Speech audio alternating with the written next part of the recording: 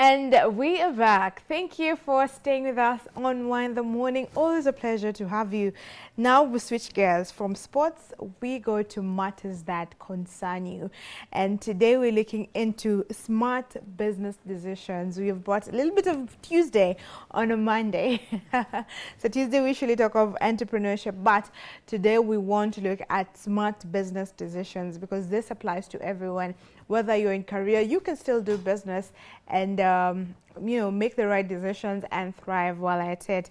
So for this particular conversation, I have been joined by an expert, and you will definitely get a lot of insights from this. I have with me Reena Gore, who is an SME business coach. Karibu sana, Reena. Morning. How are you? Good. Thank you for the invite. I'm really pleased to be here. You're most welcome.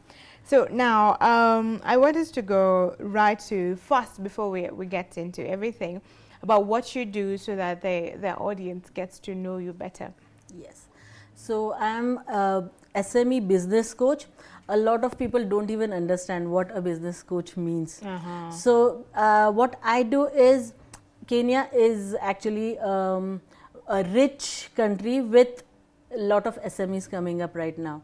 And SMEs comprise more than 60% of our overall business structures. So the point with SMEs is, we are still coming up with business ideas. We want to do a lot of things, but we don't know how to put the systems in place so that they are scalable. And that's what I help with. I help businesses with system thinking, with putting the processes in place. So I have my methodology. It's called FPO method, where finance, people and operations are aligned together, which is one of the major crux of the business. If these three are aligned, the businesses can grow more than 3 times. All right, and we'll get to that. You'll break it down for us what that it means exactly. And I understand that you also have a podcast. So Absolutely. What do you do in the podcast? So podcast was my way of reaching out to people and sharing the knowledge, but not only from me, because Kenya has a lot of coaches, a lot of talent. People have gone through a lot of stuff. They are learning things, but that kind of visibility, that awareness with the mid-level career people was not seen. And I thought that's a place where I should be doing something.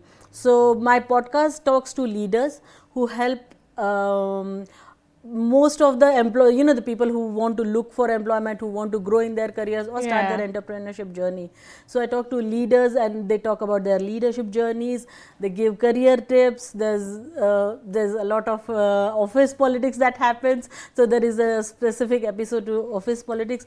So I just try to come up with topics that will help people to grow.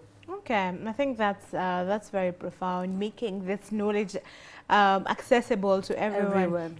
Because sometimes you find SMEs struggling and, they don't know who to speak to. They don't know if others can relate to the problems they have. But thank God you're here today. So let's look at some of the smart business decisions. So when you talk about smart business decisions, what does this really mean to someone who's just starting out in business? So when we talk about smart business decisions, it's okay, for example, there can be different ways. Okay, for startups, if we are going to talk about startups specifically. So right now I have seen a trend. People come, because I am also doing in my podcast, I try to invite startups as well, because I want to understand what they are doing. So what I have observed is they have idea, they can do basic execution, but the overall view of how to scale it or how to look for that investment that your business deserve, that management gap, is somehow missing. So that's what I try to bring in. Okay. Help them with that knowledge. Help them how can you actually scale your business. How can you actually put systems in place where you don't have to do each and everything. Okay, I hear you. And what I also know is that you've worked with businesses growing from about 2 million to over 40 million in revenue, right? From that experience, what is the most common mistake that you'd say SMEs the leaders make when making decisions? So, okay, I have done, I have worked with businesses who have volumes more than even 5 billion. Okay. But when it comes to coaching, I want to start from somewhere like from 2 million to 40 million or 50 million or 100 million. One of the most common mistake I have seen is, I would say one or two actually. One is the one founder who has started off the business would like to do everything, passing on the decision. They want to keep the decisions to themselves, you know. Empowering your people with that decision making does not go. So kind of micromanagement to a lot of extent. And when we talk about SMEs, like really a small business owner, one of the mistake that I have seen is, you know, not splitting your personal expenses versus your business expenses. Putting them all together. Putting them all together, you don't know where exactly the business is going, because the money is coming, then you know, maybe purchase a land, and you know, you don't know now what to do. Again, the business is going through cash flow crisis. Okay, so those are some of the areas that SMEs could work on, and you have mentioned a lot of time system thinking, and you've also mentioned the method kit that you've come up with, the FPO, finance people, and operations. So tell us about that. So systems thinking is something, you know, any organization should, when they are scaling up, so SMEs right now can scale from, you know, can be from 1 year old to even 7 year old. We still consider them as under startups. So when I talk about system thinking, it's an overview of all organizations, all departments in the organization, whether it is sales, whether it is accounting, whether it is your marketing department, your production department. When you think all of these departments talking to each other in a seamless manner, they are aligned together to the organizational goals. That's what system thinking is. It's not that sales is achieving their own KPIs. They are selling, production is producing, but you know, at one point of time inventory is piling up. Why? Because production is producing what they think to match their KPIs. And sales, they have their own targets. Whatever is selling, they will sell, irrespective whether the product is giving them good margins or not. All right. So when you align these two departments and you think as an organizational overview, that's what system thinking is. And you develop your systems in such a way that each and every department is talking to each other and aligned to each other. So that's what I help people with. Okay, so you sort of make sure that there's communication, there's between the seamless communication between all the departments. Correct, and towards the organizational goals, not your individual goals. So departments, that is one of the most common thing that I have found is departments will be working on their own. You know, we have been doing in this way, and we are happy. Okay, and what about the FPO now? So FPO is finance, people and operations. So what do I come up with in finance? Finance, one of your most important metrics is your cash flow, so cash conversion cycle, CCC. What is your inventory, days outstanding in inventory, days outstanding in payables, and how much you will receive from your customers, days outstanding in sales. When you come up with this formula, you know what is your cash conversion cycle. That is, in how many days you're rotating your cash. You have to pay, you have inventory, and you have your customers. So if you focus and have an intentional matrix or a KPI, that a dashboard that you're monitoring this, what is your cash flow, how is it moving, that helps organizations to grow. A lot of SMEs don't do that. One of the common mistake that I have found in finance specific to this area is the customer is expecting, you give a customer a credit of say 60 days. Okay, and by the time the customer is actually giving you, they have already given another 15 days PD check or something. So you have already given the customer a credit of 75 days, whereas your supplier is asking you to make the payment within 30 days. So that means you are giving the customer a facility of additional 35 to 40 days. So that's your cost actually. And have you actually considered that cost when you're doing your pricing? Okay. This is something very common. It happens all the time. You don't really, because you're my friend, I'll give you more credit. It's okay, you pay next month. Yeah. But it's actually costing your business. So it affects business because some people usually see that as, I'm just using this one, but it'll come back. I'm giving my supplier this money, but once the customer pays, I'm back. I'm going to buy. Yeah, but you don't consider, you're paying supplier in 30 days. You have already extended credit of 65 days to your customer. So 30 days, from where are you going? You are the one who's funding, and if you are having a OD facility or any facility from your bank, that means bank is charging you interest for those 30 days. Okay. So it's costing you. All right, that makes sense.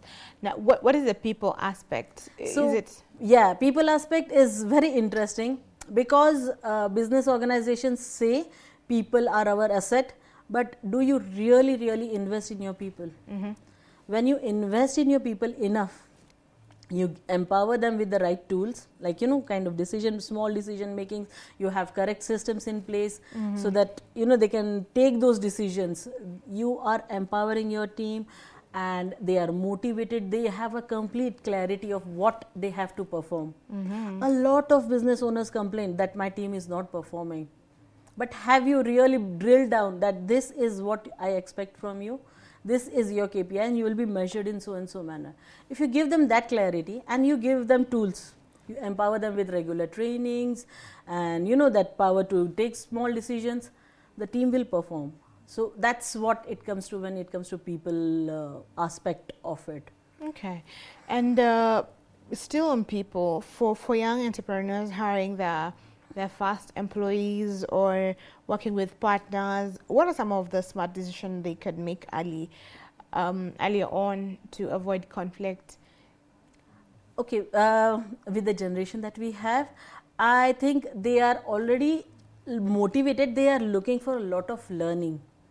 So if you give a very clear picture, for example, if you're hiring an intern right now and the person who is joining has a complete clarity that if I perform in this manner, if I learn these skills, I will be, I'll be at X position in next 2 years, 3 years, a complete clarity and that exposure for learning. I think that is what currently the generation is looking out for.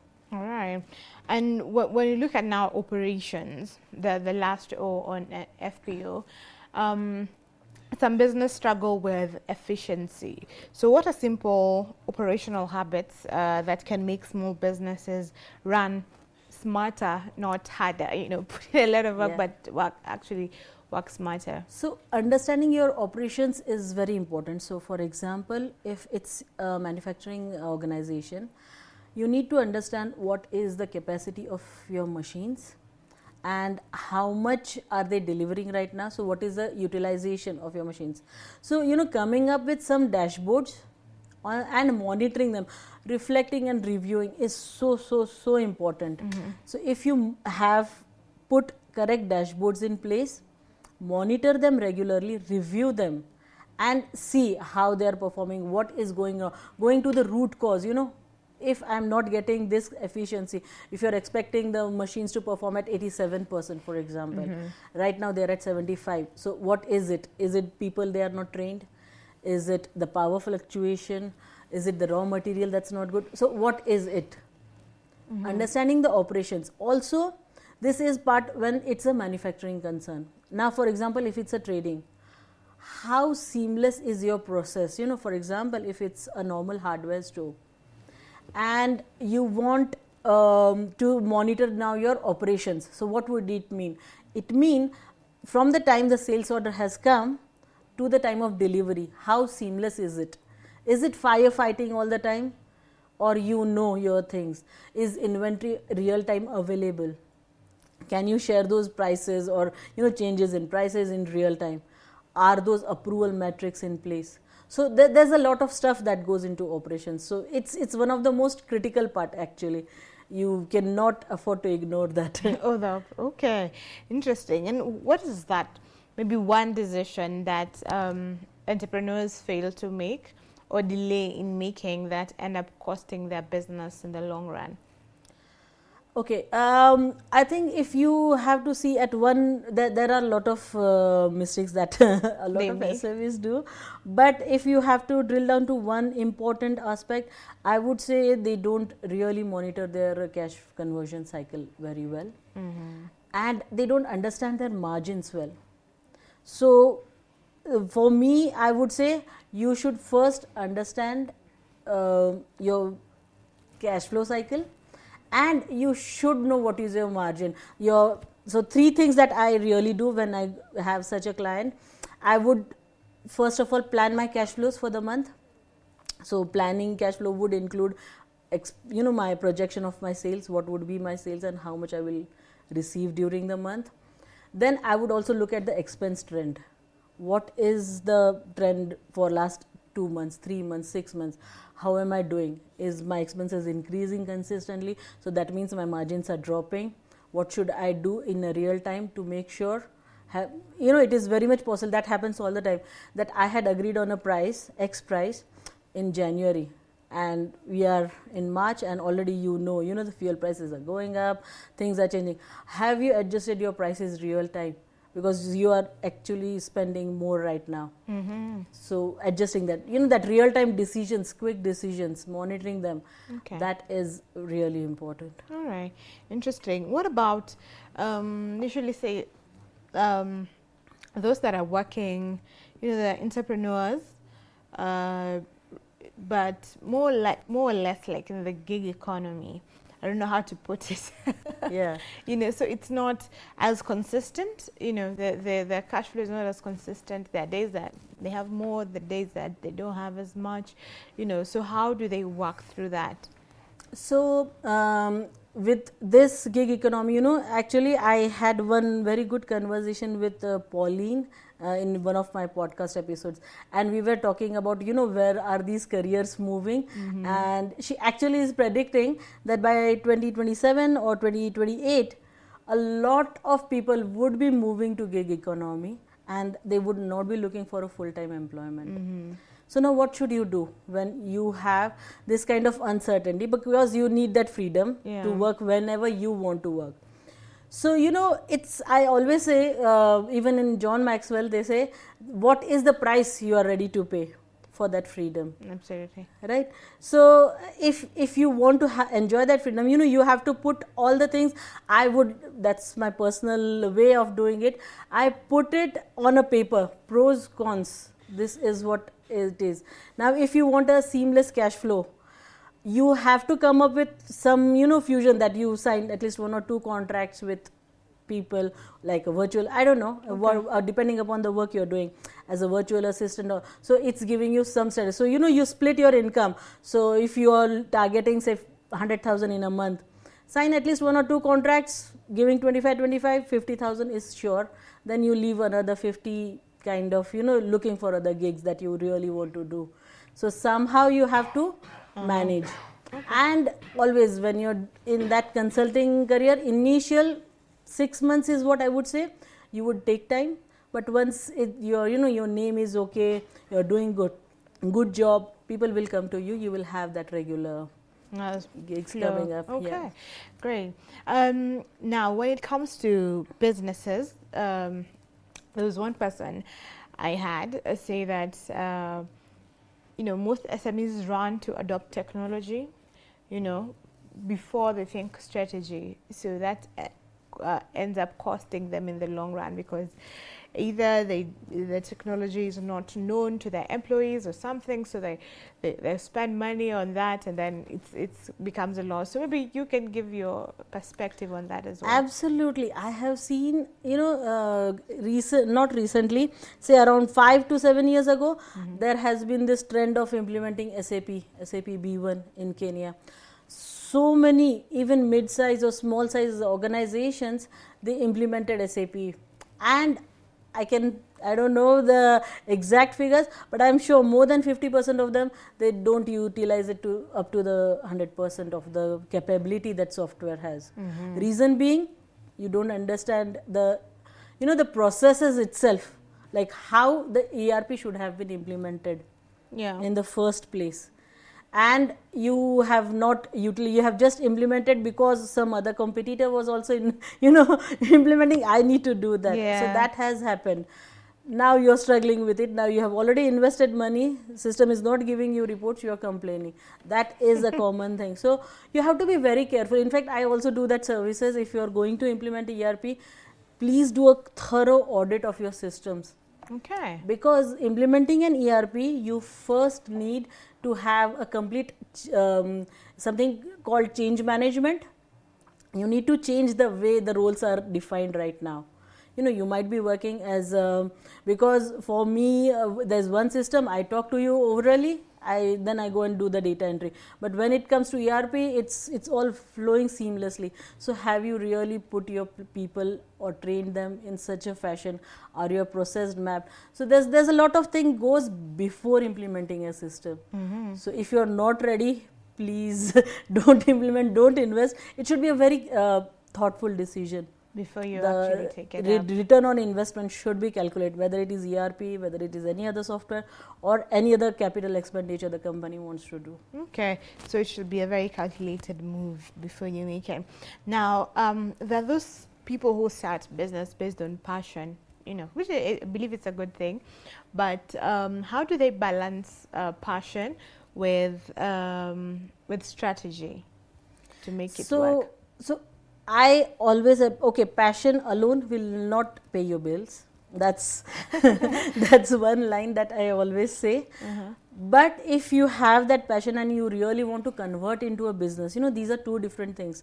Having a passion, like for example, I love making portraits and I want to make a good business out of it. You really need to think like a businessman. Passion is good, it will get you a good product. But how are you going to sell it? How are you going to make money out of it?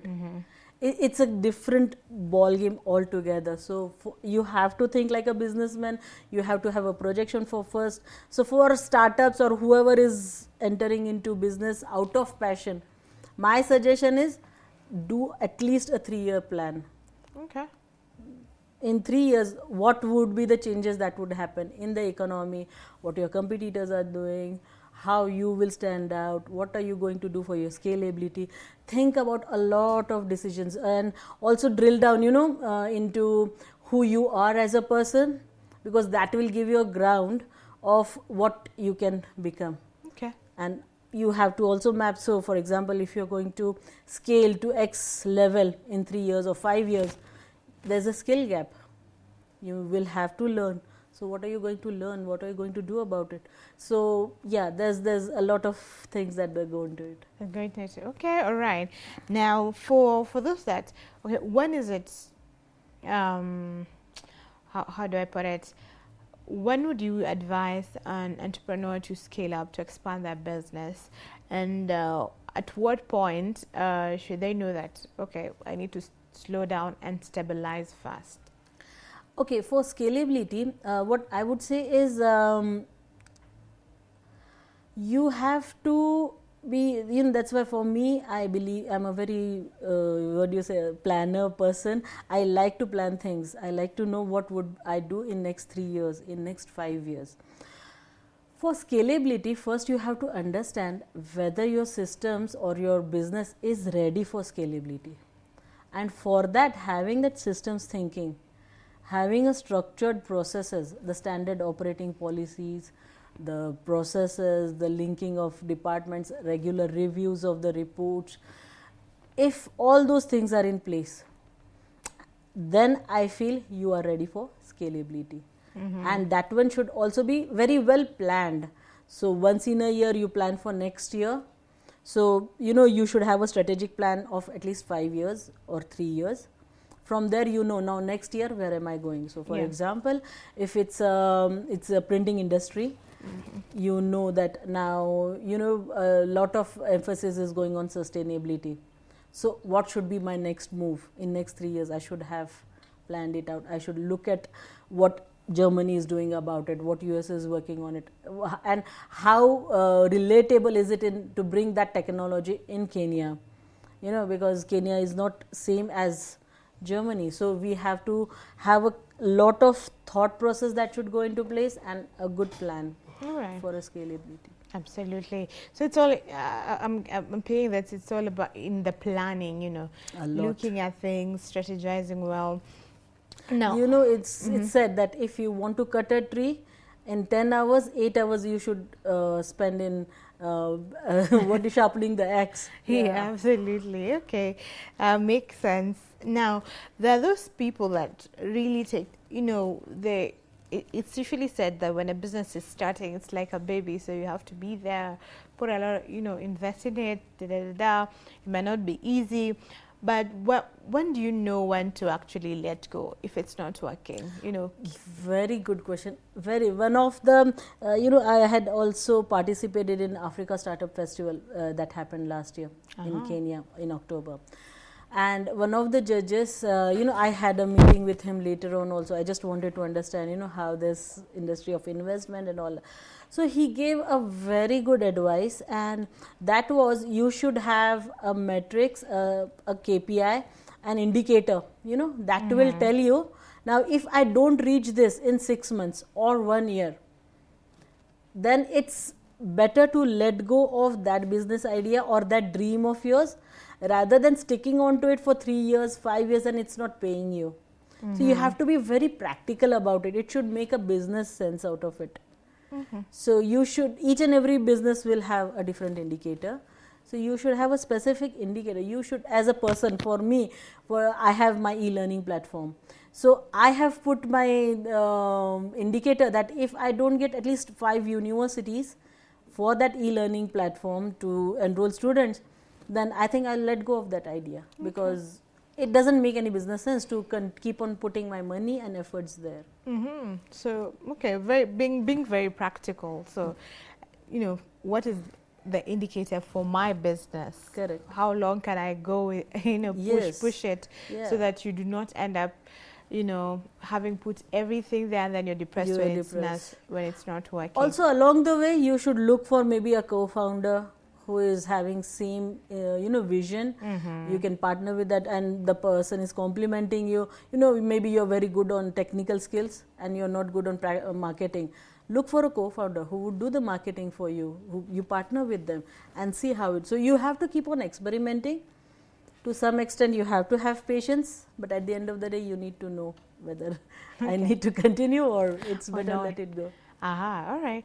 And even as we come to a close on this, I want you to talk about the book launch that you're going to have. But before that, on your coaching, I think you have something called a Profit Plus Audit. Yes. Tell us a little bit about that, and in simple, because I want to understand what are some of the signs that the business is financially unhealthy. Tell us about the Profit Plus Audit. So Profit Pulse Audit is something if I get a client, any medium to large scale organization, I start with that. It's something similar to operations audit, whereby I sit with each and every department, what processes they are following. I map all those processes and find out the gaps where either the departments are not talking to each other, or within sales and marketing, there is some gap.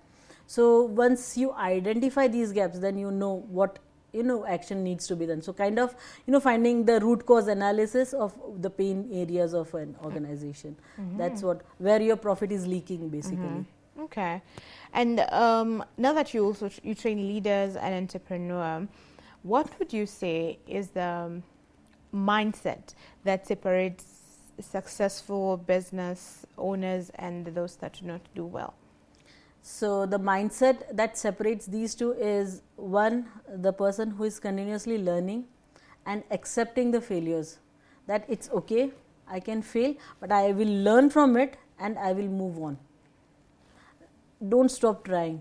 Just because one business did not work for you, it was not a failure. I would say it was just another learning lesson, another stepping stone. When you have that mindset, even for employees is what I say. For example, if I was looking for a promotion and I did not get that promotion, it does not mean you as a person are not performing well. You just need to find out what was the root cause, where did I go wrong, where was that other person doing better. Learn those skills. If not in this organization, somewhere else you will be picked up. So you have to have that mindset of learning, and that you're not, don't think that you're not good enough. Okay, not taking it personal to you know, to yourself. Yeah, to put it in the right way. Yeah, you've put it very well. And now finally on the book launch, what book are you launching, and why did you decide to come up with it? So as a business coach, you can only do limited, you know, I can only go and consult very limited businesses with my limited time that I have. And I want to reach as many as possible. You know, Kenya being the SME country where we have so many SMEs coming up, and I want them to scale. A lot of SMEs don't survive beyond 3 years. I want all of them to survive. You know, imagine the Africa, the Kenya growing when all of these SMEs are surviving, just because there is a small management gap. So my book, it's called Decoding Business Growth, specifically designed for SMEs. This is a technically practical guide. I have divided into 3: finance, people and operations. And any issues related to finance, there's a specific chapter for that. You go there, you learn the skills, you see the solution is also given there, and read that and it will help you. Okay, wonderful. When will it be launched? It will be launched somewhere around end of May is what tentative. Right now the book cover is out, the book is almost ready. I'm looking for publishers. Let's see how it goes. Okay, great. So you will tell us, at the very end, will tell us where we can get you on the social media platform so that we can keep up to know when it's already out. And so to close up this conversation, what is that one thing, looking at this camera, that from everything that you have said, that you'll give to an advice that you give to a 22-year-old, a young person watching, a young audience that wants to start a business and they're not sure how to go about it? For young young people who want to do business, even if you don't want to do, I would say, you know, even my kids, I tell them, do not get into employment, do not get into that slavery. Please do something about your own work. You know, you have to, whether it is a gig, whether it is your own business, try to learn skills, try to see what is the gap between where you are and where you want to go. Learn those skills and have that patience and confidence in yourself that yes, I can do this. Awesome. Thank you very much. Thank you. It was great hosting you. Where can people get you on your social platforms? So I'm available on all social medias, but my YouTube channel, Unleash and Thrive, is where I talk a lot about my leadership, about business, about FPO. So please tune into my YouTube channel. Unleash and Thrive. Keep learning, keep thriving is what I say. Awesome. Wonderful. So we'll get a lot of ideas from her YouTube channel. So if you're starting out and you don't know where to start, and she's also mentioned she brings leaders who speak even on career growth and just the things that we go through even in the office spaces. Yes. So definitely something that you want to open your mind to and just, you know, increase your capacity as you grow in your field. So thank you very much once again, Reena. Thank you so much for having me. Most welcome. So that's it on Smart Business Decisions. We have had Reena, and she is an SME business coach talking to us about some of the things that we should do and we should not do, how to be successful in running our businesses. So we take a short break right here, and then we'll be back with yet another interesting discussion. So stick with us.